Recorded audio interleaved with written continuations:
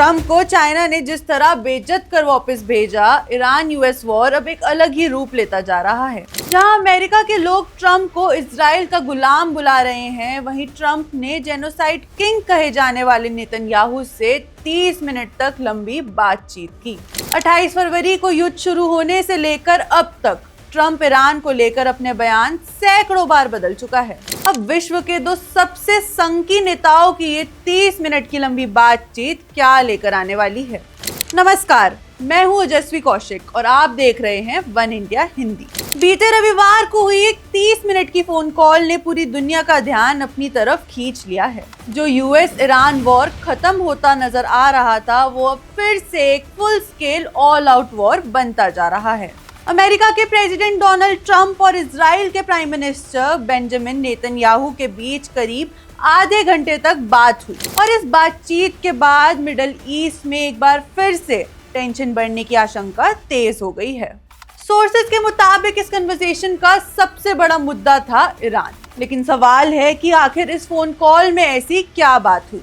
Reports के मुताबिक Trump और नेतन्याहू के बीच 3 बड़े मुद्दों पर चर्चा हुई। पहला, ईरान के न्यूक्लियर प्रोग्राम पर। दोनों नेताओं ने इस बात पर डिस्कशन किया कि क्या ईरान अभी भी न्यूक्लियर वेपन बनाने की डायरेक्शन में आगे बढ़ रहा है।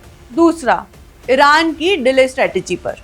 अमेरिकन इंटेलिजेंस एजेंसीज का मानना है कि तेहरान जानबूझकर बातचीत को लंबा खींच रहा है ताकि उसे अपनी तैयारी मजबूत करने का टाइम मिल सके। और तीसरा, पॉसिबल मिलिट्री एक्शन पर। अगर डोनाल्ड ट्रंप को लगता है कि ईरान सिर्फ टाइम पास कर रहा है और अपना न्यूक्लियर प्रोग्राम जारी रखे हुए है, तो अमेरिका दोबारा मिलिट्री एक्शन ले सकता है। और अगर ऐसा होता है तो इजराइल भी इस ऑपरेशन का हिस्सा बन सकता है। यानी साफ है कि ये कोई नॉर्मल डिप्लोमेटिक फोन कॉल नहीं था।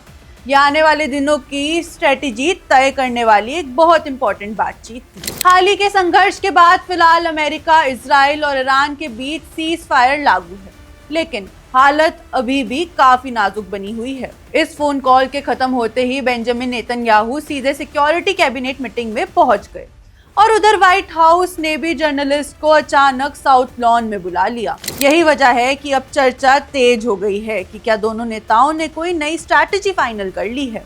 रिपोर्ट्स के मुताबिक तेहरान फिलहाल ये चाहता है कि जितना ज्यादा टाइम उसे मिल जाए, उतनी ही ज्यादा वो अपनी तैयारी मजबूत कर सके। यानी बातचीत को लंबा खींचकर वो किसी पॉसिबल अटैक को टालना चाहता है। लेकिन यही स्ट्रैटेजी डोनाल्ड ट्रंप को नाराज कर सकती है। अगर ट्रंप को लगता है कि ईरान सिर्फ वक्त निकाल रहा है और अपना न्यूक्लियर प्रोग्राम कंटिन्यू कर रहा है, तो अमेरिका सख्त कदम उठा सकता है। और अगर ऐसा होता है तो इजराइल भी इस एक्शन में पूरी तरह शामिल हो सकता है। यही इस पूरी कहानी का सबसे बड़ा एंगल है। डोनाल्ड ट्रंप की फॉरेन पॉलिसी का एक बड़ा प्रिंसिपल रहा है पीस थ्रू स्ट्रेंथ, यानी ताकत दिखाकर शांति बनाए रखना। मतलब पहले प्रेशर, फिर वार्निंग और जरूरत पड़ने पर डायरेक्ट एक्शन। इसलिए इस फोन कॉल को भी उसी स्ट्रैटेजी का हिस्सा माना जा रहा है। ट्रंप एक तरफ ईरान पर प्रेशर बढ़ा रहे हैं, तो दूसरी तरफ इजराइल को ये मैसेज दे रहे हैं कि अमेरिका उनके साथ पूरी मजबूती से खड़ा है। अगर आने वाले दिनों में कोई बड़ा फैसला लिया जाता है तो उसका असर सिर्फ मिडिल ईस्ट तक सीमित नहीं रहेगा। क्रूड ऑयल की कीमत बढ़ सकती है, पेट्रोल और डीजल महंगा हो सकता है, ग्लोबल मार्केट्स में इंस्टेबिलिटी देखने को मिल सकती है और भारत जैसे देशों पर भी इसका सीधा असर पड़ सकता है। फिलहाल ऑफिशियली किसी मिलिट्री एक्शन का अनाउंसमेंट नहीं हुआ है, लेकिन 30 मिनट की इस फोन कॉल ने ये साफ कर दिया है कि ईरान का मुद्दा अभी खत्म नहीं हुआ है। अब पूरी दुनिया की नजरें वॉशिंगटन, तेल अवीव और तेहरान पर टिकी हुई है, क्योंकि अगला फैसला तय करेगा कि मिडिल ईस्ट में शांति बनी रहेगी या फिर दुनिया एक और बड़े संघर्ष की तरफ बढ़ेगी। इस पूरे मामले पर आपकी क्या राय है, हमें कमेंट्स करके जरूर बताएं। आप देख रहे हैं one India Hindi. Subscribe to One India and never miss an update. Download the One India app now.